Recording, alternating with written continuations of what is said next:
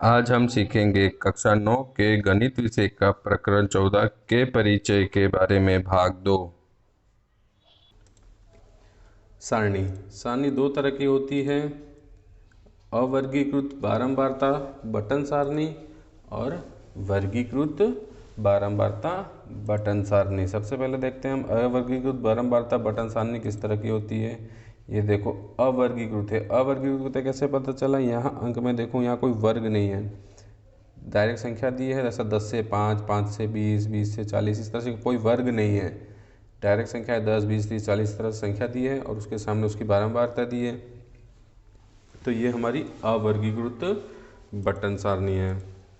दूसरा वर्गीकृत बारंबारता बटन सारणी, यहाँ देखो 20 से 29, 30 से 39, 40 से 49, 50, 59 इस तरह से हमारा वर्ग बना है, इसलिए ये वर्गीकृत बटन बारंबारता बटन सारणी है। उसकी मिलान चिन्ह में हम क्या करते हैं, 4 पहले कड़ी लाइन करेंगे और 5वीं इस तरह से हम उसको काट देते हैं, मतलब 5 का एक समुच्चय बनता है। ये 5 का समुच्चय, ये 5 का समुच्चय, 5 का एक पूरा समुच्चय बनाते हैं मिलान चिन्ह में, और इसकी ये बारंबारता है। वर्ग या वर्ग अंतराल, वर्ग और वर्ग अंतराल इसी को कहते हैं। वर्ग अंतराल क्या होता है, इनके जो बीच का अंतर है वो वर्ग अंतराल कहलाता है।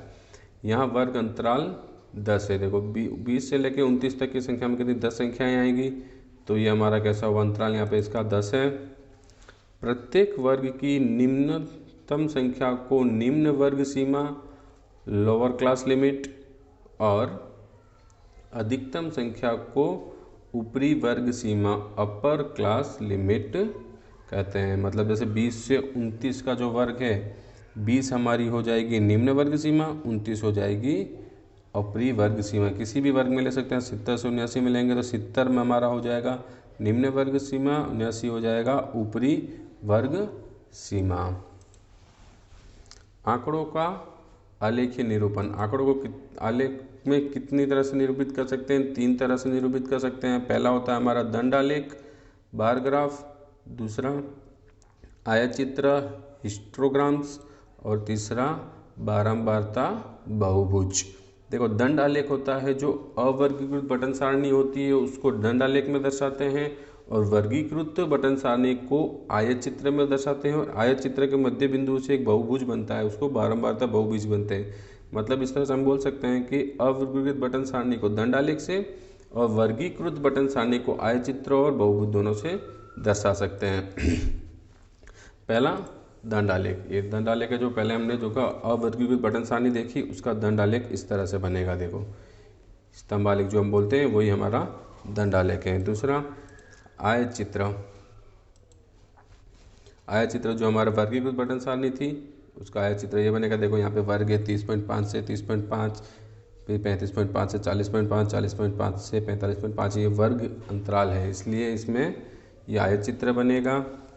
और निकुंज, निकुंज क्या होता है, देखो यहाँ पे ये Z जैसा बना है, इसको हम निकुंज कहते हैं। इसका क्या मतलब है कि 0 से लेकर 30.5 इसके बीच का जो अंतराल था वो हमने पूरा नहीं दर्शाया है, Z जैसा सिंबल करके इसको दर्शा दिया। मतलब यहाँ 0 से 30.5 तक की सारी संख्या इस निकुंज में आ गई, इसको हम निकुंज कहते हैं।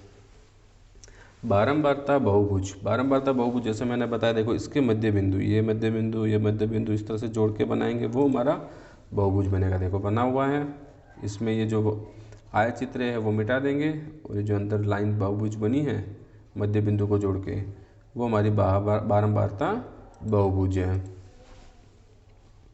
वर्ग चिन्ह या मध्य बिंदु, मध्य बिंदु क्या होता है, वर्ग चिन्ह या मध्य बिंदु बराबर ऊपरी सीमा प्लस निम्न सीमा। ऊपरी सीमा और निम्न सीमा मैंने पहले बताया है ना, उन दोनों का क्या करेंगे, जोड़ करेंगे और उसको 2 से भाग करेंगे। जो हमें उनको संख्या मिलेगी वो हमारा मध्य बिंदु होगा, या वर्ग चिन्ह से भी इसे कहते हैं।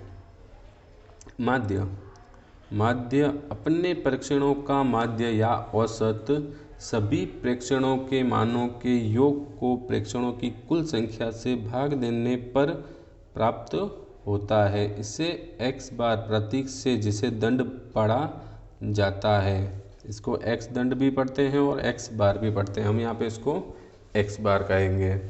तो x बार यानी कि माध्य क्या होता है, प्रेक्षणों का माध्य या औसत। औसत और माध्य एक ही बात है, सभी प्रेक्षणों के मानों के योग को प्रेक्षणों की कुल संख्या से भाग देने पे प्राप्त संख्या को हम माध्य कहते हैं। यदि प्रेक्षणों की संख्या n हो तो x बार इक्वल्स टू सभी प्रेक्षणों का योग बटे में प्रेक्षणों की कुल संख्या।